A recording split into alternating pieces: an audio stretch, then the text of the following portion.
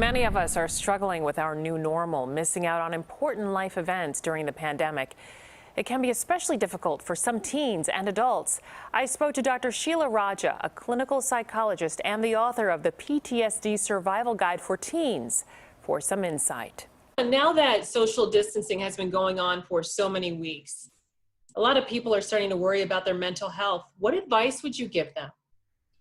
Yeah, this has been continuing now for quite a while. And resilience is this idea of how do we get back up and get back into our lives and our routines when we have a setback.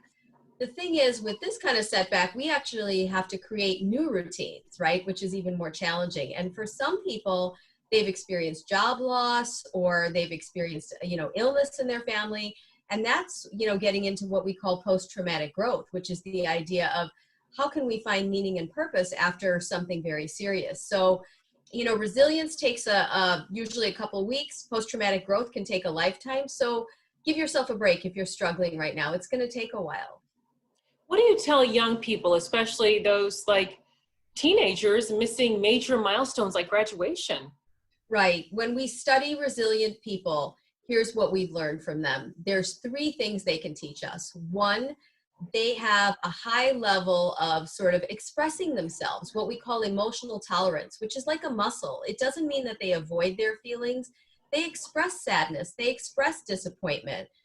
They don't run away from those things. But the other thing they do is they have what we call cognitive flexibility. It's the ability to look at a setback and say, okay, I don't get this graduation party right now, but is there something different that I can do? Maybe it's postponed, but in addition, we have to be creative in some way and express our joy and our happiness about this. So is there ways that we can find gratitude in all of this, which is sort of the last point that resilient people do, is they try to find meaning and purpose in everything that they've gone through. I am amazed by the young people right now that we see doing this. I saw somebody who their kids are into tech.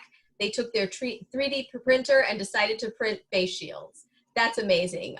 Kids in my neighborhood who decided that they're going to write letters to seniors during this time. A kid this morning who said that he's writing thank you notes to all the food banks and all the hospitals in his community. And those can be ways that actually graduating seniors and things can join together and find purpose and joy.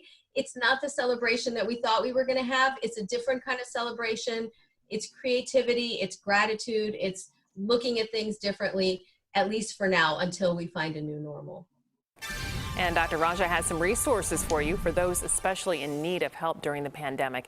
For a link to that information, go to cbschicago.com and search Coping with Anxiety.